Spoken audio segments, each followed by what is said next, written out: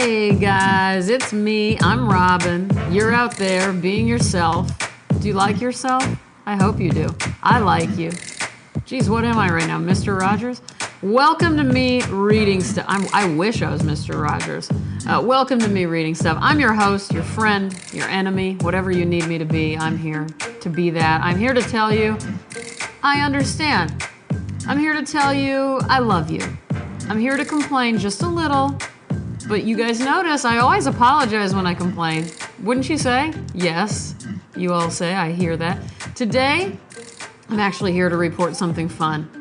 I'm going to go ahead and tell myself, happy anniversary. I started this podcast exactly 2 years ago today. So it was on July 22nd, 2015 that I decided to sit on my bathroom floor and read you guys Wallace Stevens. You may recall, or you may be new, so let me just tell you, earlier that day, I read this poem of his, and I just couldn't stop crying, but I didn't know why. What is this? Siri is talking to me for no reason. I don't ever listen to Siri. What the hell? That was so creepy. Sorry. My phone is completely off, by the way. Siri's just a psychopath. Anyway, what was I saying? So I had no idea why I was crying, and that same day, I kept remembering that a lot of people told me I needed to start a podcast because I often record voice notes for people because I draw that's what I do day in, day out. And it's hard for me to respond via email to people because my hands need to be drawing, not typing as much as possible. And when I get into typing emails, I go nonstop. Like, I just go balls out. Like, I cannot stop. I love long emails. I love writing them. So I came up with this when the iPhone was invented and there were voice notes. I just thought, okay, I'll just record myself responding to people's emails. And a lot of those people who received those said, man, you can really just talk a lot one-sided. You should start a podcast. Anyway, so at some point that day, those two things kind of came together for me. Podcast, here I am crying about a poem, and I just did it on instinct without knowing anything about podcasts, microphones, recording. I listened to about 2 podcasts at that time, and I still don't listen to podcasts that often, to be honest with you. I've got a few favorites, but that's about it. And I learned how to create a podcast by watching a 12-year-old boy's video on YouTube. That's not a joke. That is a true story. It was about 4 or 5 minutes long, if I remember, and he just kind of gave me the basics of how to use GarageBand on my Mac. And I still don't really know what I'm doing, but I think, I don't even know if I've gotten any better, but I do it. That's one statement that is true that I can say. I continue to do this. And it is my favorite thing I've ever done. And I've done a lot of things in my life. But I still don't really know why this is my favorite. But it has something to do with, typically I'm so isolated with my work. So being an artist drawing, I'm alone all the time. Not all the time, but almost all the time. And trust me, that's why I like being an artist. I love being alone. I crave solitude all the time. I am not a social being at all. And even though, when I record my podcast, I'm alone too, it doesn't feel so alone and isolated because I start conversations and you guys reach out and communicate and buy books and tell me about other books. And we cry and we laugh and we throw up and we get MRIs and we tell each other we're thinking about one another. It's just a nice little community that I really, really appreciate. This podcast is not for everyone, but it's here, and I like it a lot, and I thank you all for giving me a try, dealing with me, putting up with me, and listening regularly for those of you who do. So I'm also just saying thank you. Since the poem I decided to read on the first ever Me Reading Stuff 2 years ago is possibly my favorite poem of all time, I'm just going to read it every year on the anniversary, if you don't mind. It's Wallace Stevens, The Man on the Dump. I have a bunch of new listeners anyway, so hopefully it'll be new to some of you. And if it isn't, you don't just read a good poem once, motherfucker. So I don't even consider this act repetitive. It's just necessary. Okay, here we are. And I'm reading from Wallace Stevens, The Collected Poems. This is a vintage book. I will put a link in the description of the podcast so you can buy it or rent it at your local library. The Man on the Dump. Day creeps down. The moon is creeping up. The sun is a corbeil of flowers. The moon blanch places there a bouquet. Ho, ho. The dump is full of images. Days pass like papers from a press. The bouquets come here in the papers. So the sun and so the moon both come, and the janitor's poems of every day, the wrapper on the can of pears, the cat in the paper bag, the corset, the box from Estonia, the tiger chest for tea. The freshness of night has been fresh a long time. The freshness of morning, the blowing of day, one says, that it puffs, as Cornelius Nepos reads. It puffs more than, less than, or it puffs like this or that. The green smacks in the eye, the dew in the green smacks like fresh water in a can, like the sea on a coconut.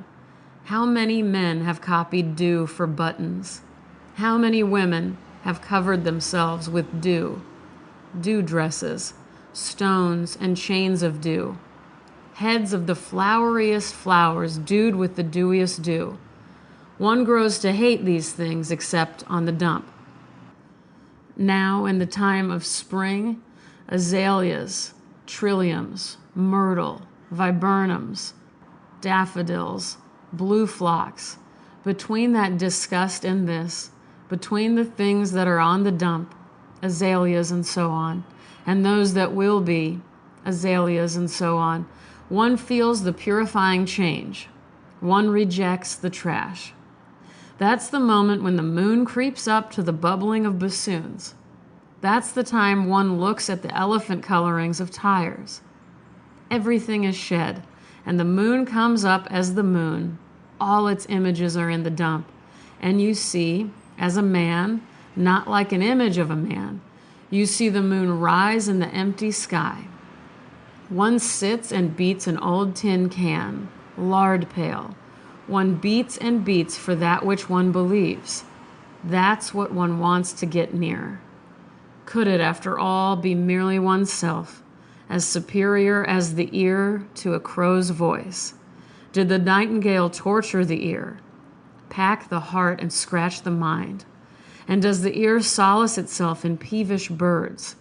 Is it peace? Is it a philosopher's honeymoon one finds on the dump? Is it to sit among mattresses of the dead, bottles, pots, shoes, and grass, and murmur, Ab test Eve? Is it to hear the bladder of grackles and say, invisible priest? Is it to eject, to pull the day to pieces and cry, stanza, my stone? Where was it one first heard of the truth? The.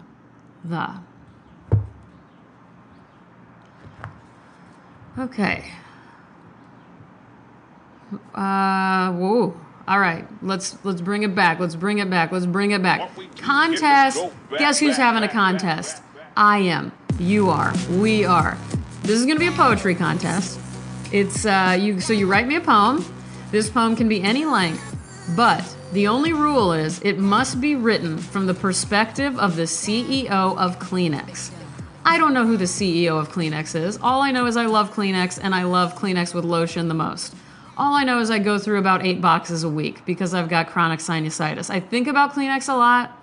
I need Kleenex. I love Kleenex. And so the CEO, this could be a real CEO if you do research, or an imagined one, your choice.